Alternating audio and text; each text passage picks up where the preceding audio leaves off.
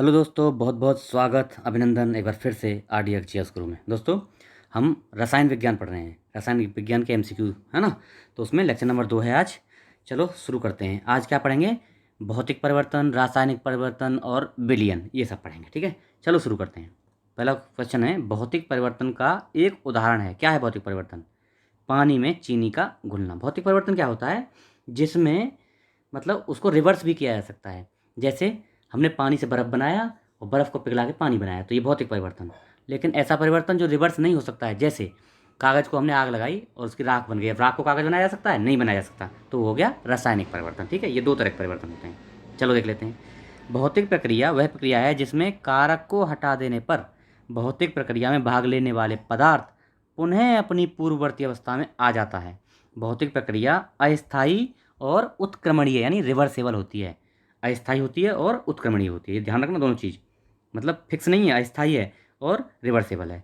पानी में चीनी का घुलना एक भौतिक परिवर्तन है, क्योंकि वाष्पन द्वारा चीनी को पुनः प्राप्त किया जा सकता है। हो गया। जल का वाष्प में परिवर्तन होना क्या है? भौतिक परिवर्तन है। फिर दोबारा वाष्प से जल बनाया जा सकता है। भौतिक परिवर्तन वह कारक जिसमें वस्तु अपनी पुरानी अवस्था को छोड़कर नए रूप में परिवर्तित हो जाती है। लेकिन कारक हटा लेने पर, जिस कारण वो परिवर्तित हुई है, उसको हटा लेने पर पुनः अपना वास्तविक रूप धारण कर लेती है। जल का वाष्प में परिवर्तन भौतिक परिवर्तन है, क्योंकि इसको फिर से जल बनाया जा सकता है। अगला, निम्नलिखित में से कौन सा रासायनिक परिवर्तन का उदाहरण है? रासायनिक परिवर्तन, प्रिज्म से गुजरने पर श्वेत प्रकाश का 7 रंगों में विभक्त होना। नहीं। सब्जियों को पकाने पर उनका, देखो रासायनिक परिवर्तन, सब्जियों को पकाने पर उनका मुलायम हो जाना। अब मुलायम होने के बाद वो दोबारा कठोर नहीं हो सकती हैं, ये रासायनिक परिवर्तन है। रासायनिक प्रक्रिया वह प्रक्रिया है जिसमें कारक को हटा देने पर रासायनिक प्रक्रिया में भाग लेने वाला पदार्थ अपनी पूर्ववर्ती अवस्था में नहीं आ सकता। अर्थात रासायनिक प्रक्रिया स्थायी और सामान्यतया अनुत्क्रमणीय, इर्रिवर्सिबल, रिवर्स नहीं की जा सकती है और स्थायी प्रकृति की होती है। अतः सब्जियों को पकाने पर उनका मुलायम हो जाना एक रासायनिक प्रक्रिया है। ठीक है। अगला, संक्षारण के उदाहरण है। संक्षारण देखो क्या है, अब देखते हैं। सिल्वर पर काले रंग का परत चढ़ना, ये भी है, बिल्कुल है। तांबे पर हरे रंग की परत चढ़ना, ये भी है। लोहे पर भूरे रंग की परत चढ़ना, ये भी है। डी ऑप्शन सही है, नहीं सभी। देखो अब ये चीज़ आपको बता रहा हूँ, ये तो मैं हटा दे रहा हूँ। ऑप्शन इसमें डी रहेगा, तीनों हैं। लेकिन अब याद रखना, सिल्वर पर कभी भी काले रंग की परत चढ़ती है, तांबे पर हरे रंग की परत चढ़ती है और लोहे पर भूरे रंग की। याद रखना, ये भी पूछ सकता है। संक्षारण में लोहे पर किस रंग की परत चढ़ती है? तो भूरे रंग की। तांबे पर हरे रंग की, सिल्वर पर काले रंग की। ये याद रखना ये चीज़, ठीक है। अगला, डी ऑप्शन हो गया। वायु अथवा रासायनिक पदार्थों द्वारा धातुओं को सने सने, मतलब धीरे धीरे लगातार सने सने क्षय, डिस्ट्रक्शन होना संक्षारण कहलाता है। संक्षारण क्या है? वायु अथवा रासायनिक पदार्थों द्वारा धातुओं का सने सने लगातार धीरे धीरे क्षय होना संक्षारण कहलाता है। लोहे पर जंग लगना, अर्थात लोहे पर भूरे रंग की परत चढ़ना, तांबे पर हरे रंग की परत चढ़ना, सिल्वर पर काले रंग की परत चढ़ना, सब संक्षारण के उदाहरण हैं। ठीक है। चलो, निम्नलिखित में से कौन से रासायनिक परिवर्तन के उदाहरण है? रासायनिक परिवर्तन कौन कौन से बताना? तो सोडियम क्लोराइड का क्रिस्टलेन, ये क्या है? भौतिक परिवर्तन है। बर्फ का गलन, ये भी भौतिक परिवर्तन। दुग्ध का आस्कंदन, ये क्या है? ये क्या है? ये है रासायनिक परिवर्तन। तो कौन सा सही है? केवल 3 समझ लो पहले। सोडियम क्लोराइड का क्रिस्टलन, बर्फ का गलन भौतिक परिवर्तन के उदाहरण है। ऊर्ध्वपातन भी भौतिक परिवर्तन का उदाहरण है। वाष्पन भी भौतिक परिवर्तन के अंतर्गत आता है। दूध का आस्कंदन, लोहे में जंग लगना, दूध से दही बनना, कागज का जलना, ये सब रासायनिक परिवर्तन है। ठीक है। दूध का आस्कंदन, लोहे में जंग लगना, दूध से दही बनना, कागज जलना, ये सब रासायनिक परिवर्तन। कथन कारण क्वेश्चन है, समझ लो। उच्चतर तापमानों पर रासायनिक अभिक्रिया तीव्रतर हो जाती है, सही है, एकदम राइट है।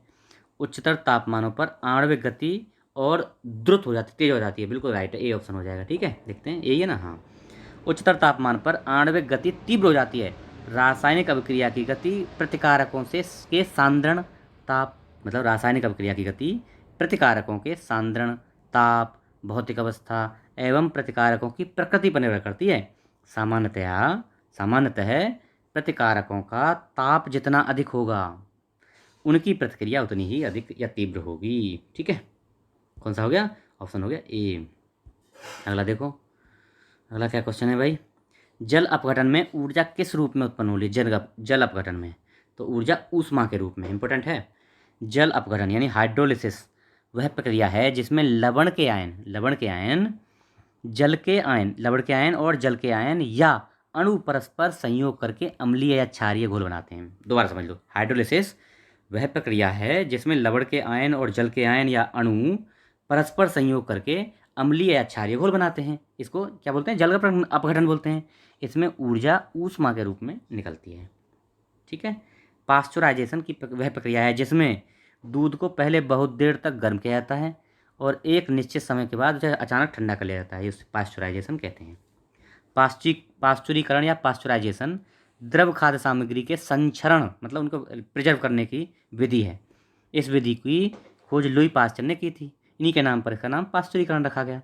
इसमें दूध को, अब एक इम्पोर्टेंट है, दूध को 145 डिग्री फ़ारेनहाइट, है ना, 80 घटा देना फ़ारेनहाइट में तो सेल्सियस आता है, तो 145 कितना होगा, 145 डिग्री फ़ारेनहाइट से 150 डिग्री फ़ारेनहाइट तापमान पर 30 मिनट तक गर्म किया जाता है।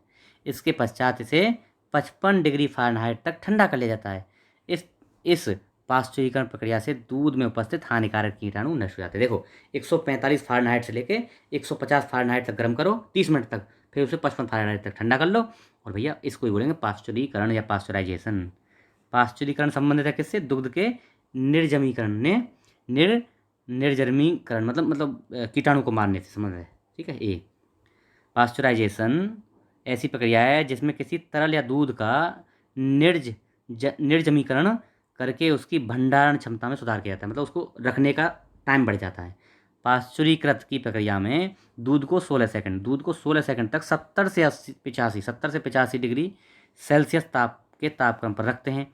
उसके पश्चात उसे शीघ्रता से ठंडा करके संरक्षित कर लेते हैं। इस प्रक्रिया की खोज फ्रांसीसी वैज्ञानिक लुई पास्चर ने की थी। इसी के नाम पर पास्चुरीकरण इसको कहते हैं, पास्चुराइजेशन कहते हैं। अब आपने पैकेट वाला दूध देखा होगा, ये अमूल दूध, मदर डेयरी दूध, ये सब जो होते हैं ना, ये सब जो है पास्चुरीकृत होते हैं। पास्चुराइजेशन के बाद ही पहले इसको गर्म करके और ठंडा करके तब इनको भरा रहता है। इसलिए इसमें कीटाणु नहीं जमते हैं ना, इसमें कीटाणु नहीं पनपते हैं, ये थोड़ा ज़्यादा टाइम तक चल जाता है। यही कारण है इसमें पास्चुराइजेशन होता है। ठीक है। निम्नलिखित में से कौन सा सुमेलित नहीं है? देखो, अलवणीकरण समुद्री जल सही है, प्रतिलोम परासरण पेयजल यानी आरओ रिवर्स ऑस्मोसिस, विकृतीकरण प्रोटीन ये भी सही है, पास्चराइजेशन चाय ये नहीं है। पास्चराइजेशन दूध में होता है ना। पास्चरीकृत प्रक्रिया क्या है? दूध के निर्जमीकरण की, रोगजनक सूक्ष्म जीवों को नष्ट करने की प्रक्रिया है। ठीक है। जो रोगजनक जो जीव होते हैं ना सूक्ष्म, उनको नष्ट करते हैं पास्चराइजेशन द्वारा। इसके भंडारण क्षमता में सुधार करते हैं। आपने एक चीज़ देखा होगा, दूध को जैसे हम निकाल के लाते हैं, कभी गाँव में देखा होगा आपने, दूध निकाल के लाते हैं तो उसको आते ही गर्म कर देते हैं, थोड़ी देर गर्म करके उसको, और फिर उसके बाद अंदर रख देते हैं थोड़ा सा गर्म करके। यही कारण है उसका, ये पास्चराइजेशन है। लेकिन पता नहीं होता लोगों को, लेकिन क्या है ना, वो किसी से देख के सुन के वो भी अपना रहे हैं कि ऐसे जो है दूध खराब नहीं होता है, लेकिन वो क्रिया जो है पास्चराइजेशन ही है। अच्छा, अगला देखो, निम्नलिखित में से कौन सा एक कथन सही नहीं है? किसी जलीय विलयन का क्वथनांक शुद्ध जल के क्वथनांक से अधिक होता है। सही है, बिल्कुल राइट है। किसी विलयन में विलयों के योग से इसका जल विभव बढ़ जाता है, नहीं घट जाता है, ये गलत है। अच्छा, किसी विलयन में जल का वाष्प दाब शुद्ध जल में वाष्प दाब की तुलना में निम्न होता है, ये भी सही है।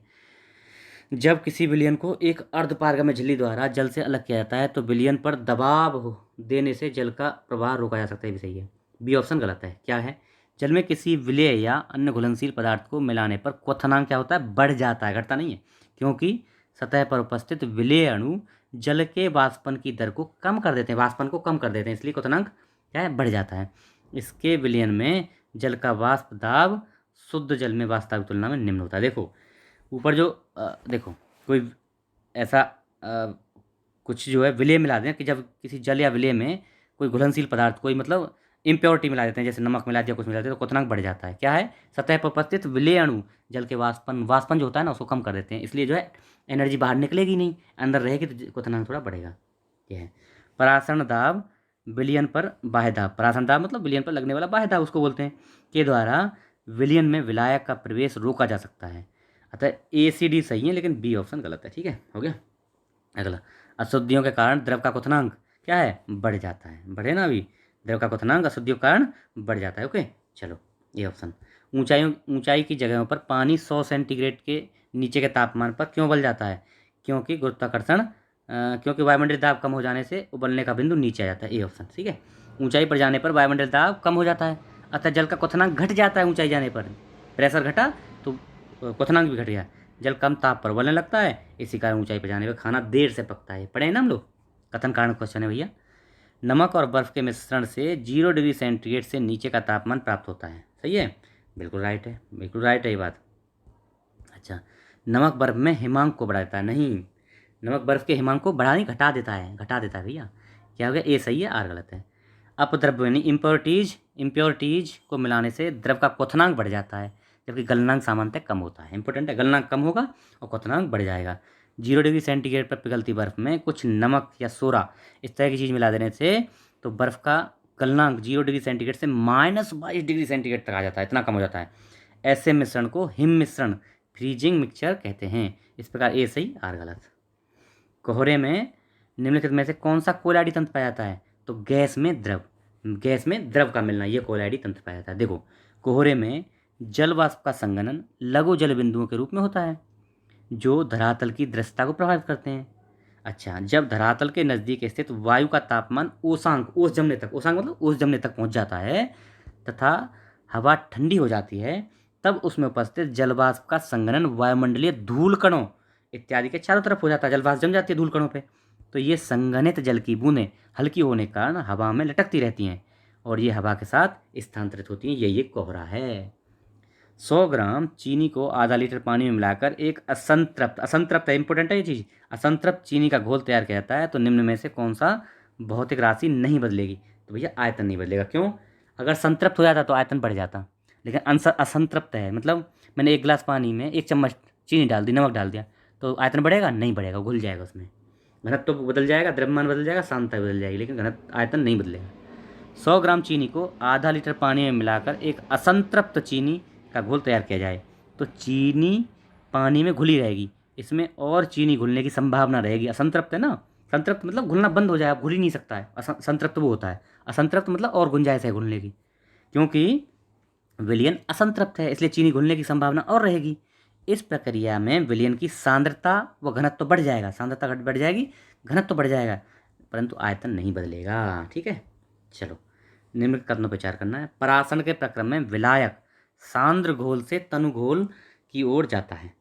प्रतिलोम परासरण में तनु घोल पर बाह्य दबाव कार्य करता है। तो कौन सा सही है? डी ऑप्शन सही है। कोई भी सही नहीं है, मतलब डी है इसमें ऑप्शन, कोई भी सही नहीं। क्यों है कारण? परासरण के प्रक्रम में किसी एक क्या है, यहाँ देखो इम्पोर्टेंट, यहाँ लिख देता हूँ मैं, इम्पोर्टेंट है भाई, इम्पोर्टेंट लिखना पड़ेगा, थोड़ा सा क्रिटिकल है मामला। ठीक है, चलो। परासरण के प्रक्रम में किसी विलायक में प्रवाह तनु विलयन से सांद्र विलयन की ओर, ये क्या बोला था? ये सांद्र घोल से तनु की ओर, नहीं ये गलत है, तनु से सांद्र की ओर है ना, तनु से सांद्र की ओर ऐसे जाएगा, तनु से सांद्र की ओर, इसलिए गलत हो गया है ना। प्रतिलोम परासरण में बाह्य दाब सांद्र विलयन पर लगाया था, ये क्या बोल रहा था? बाह्य दाब किस पे? तनु विलयन पे, नहीं सांद्र विलयन पर लगाया जाता है, इसलिए दोनों ही गलत हैं। ठीक है, अगला, ठोस अशुद्धियों के शुद्धिकरण के निम्नलिखित में से कौन सी प्रक्रिया उपयोगी नहीं है? तो आसवन, ठोसों के लिए आसवन होता है। आसवन क्या होता है? द्रव के लिए यूज की जाती है। क्रिस्टलीकरण और ऊर्ध्वपातन ये ठोसों के लिए यूज होती है। आसवन यानी डिस्टिलेशन किसके लिए? ये भैया, ये डिस्टिलेशन प्रक्रिया का उपयोग किसी तरल अशुद्धियों के लिए, तरल अशुद्धियों के शुद्धिकरण के लिए किया था, मतलब लिक्विड में जो इम्प्योरिटीज होती है ना, उनके लिए किया जाता है, जबकि ऊर्ध्वपातन और क्रिस्टलीकरण ठोस अशुद्धियों को दूर करने के लिए किया जाता है। ठीक है, अगला, क्रोमोटोग्राफी तकनीक का उपयोग किया जाता है, तो एक मिश्रण के पदार्थों को अलग करने के लिए, डी ऑप्शन हो जाएगा। क्रोमोटोग्राफी रंगीन रसायनों के मिश्रण को पृथक करने की एक रासायनिक तकनीक है। ठीक है, डी ऑप्शन। ठोस कपूर को कपूर वाष्प बनाने की प्रक्रिया क्या बोलते हैं? इसको बोलते हैं वाष्पीकरण, नहीं ये नहीं, ऊर्ध्वपातन बोलते हैं, ऊर्ध्वपातन बोलते हैं। क्या? ऊर्ध्वपातन। देखो, ऊर्ध्वपातन समझ लेना, थोड़ा सा समझने की चीज़ है, ये आता है, इससे क्वेश्चन पूछा जाता है। कुछ ठोस पदार्थ ऐसे होते हैं जिन्हें गर्म किए जाने से द्रव अवस्था में आने की बजाय सीधे वाष्प में बदल जाते हैं और ठंडा करने पर पुनः सीधे ठोस में अवस्था में आ जाते हैं। ऐसे पदार्थों को ऊर्ध्वपातज यानी सब्लिमेट तथा इस प्रक्रिया को ऊर्ध्वपातन सब्लिमेशन कहते हैं। इस विधि द्वारा कपूर, नेफ्थलीन और अमोनियम क्लोराइड आदि पदार्थों को शुद्ध किया जाता है। देखो, अब आप कपूर को जलाओगे, कपूर को गर्म करोगे ना, तो सीधा वो क्या बनेगा? वाष्प बनेगा, है ना, और अगर वाष्प को ठंडा करेंगे तो ठोस बनेगा। इसी को बोलते हैं ऊर्ध्वपातन, सब्लिमेशन। निम्नलिखित में से किसी वस्तु के नमूने को हवा में खुला रखने पर कुछ समय पश्चात गायब हो जाता है? कपूर, नैफ्थलीन, शुष्क बर्फ। ये इस तरह के बाहर रख दो, कपूर बाहर रख दो, खाली हो जाएगी, खत्म हो जाएगी। इस परिघटना को क्या बोलेंगे? ऊर्ध्वपातन बोलेंगे, सब्लिमेशन बोलेंगे। ठीक है, पढ़ लिया हम लोग। रेत और नैफ्थलीन के मिश्रण को किसके द्वारा अलग किया जा सकता है? तो वही ऊर्ध्वपातन, सब्लिमेशन, ए ऑप्शन। नैफ्थलीन ऊर्ध्वपातन का गुण प्रदर्शित करता है, अतः रेत और नैफ्थलीन के मिश्रण को ऊर्ध्वपातन द्वारा अलग किया जा सकता है। एक ठोस के सीधे गैस में परिवर्तन होने को क्या बोलते हैं? ऊर्ध्वपातन, ए ऑप्शन।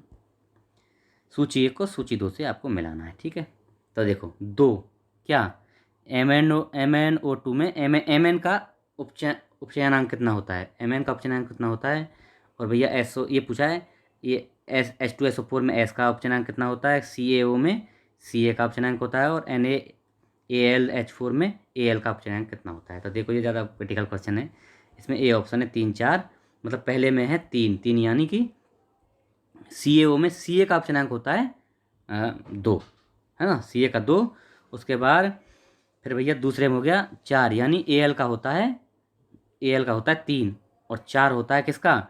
4 होता है Mn का, MnO2 में Mn का 4 होता है, और 6 होता है फिर 2, यानी H2SO4 में S का 6 होता है। ठीक है, ये समझ लो बस। ये क्वेश्चन ऐसे नहीं आते, PCS वगैरह में ऐसे नहीं आते हैं। किसी यौगिक की ऑक्सीकरण संख्या 0 होती है और यह उसमें उपस्थित तत्वों की ऑक्सीकरण संख्या का घटकों के अनुसार होता है। देखो MnO2 में Mn का क्या उपचयनांक क्या होता है? 4 होता है। H2SO4 S का कितना होता है? H2SO4 में S का उपचयनांक 6 होता है, और CaO में Ca का उपचयनांक कितना होता है? 2 होता है, और NaAlH4 में Al का उपचयनांक कितना होता है? ये 3 होता है। ठीक है, ठीक है, ये हमारा आज का लेक्चर रहा। आशा है आपको पसंद आएगा। कल पढ़ेंगे क्या? अकार्बनिक रसायन। क्या पढ़ेंगे? अकार्बनिक रसायन। ठीक है, तो अगर आप चैनल पर नए हैं तो इसको सब्सक्राइब कर लीजिए, लोगों को बताइए, शेयर करिए। ओके, थोड़ा हेल्प करिए मेरी, इसको थोड़ा बड़ा आगे बढ़ाने में, और मैं आपको बेहतर से बेहतर दूंगा, हाँ, और देता रहूँगा, दे भी रहा हूँ। ठीक है, okay, thank you so much, जय हिंद।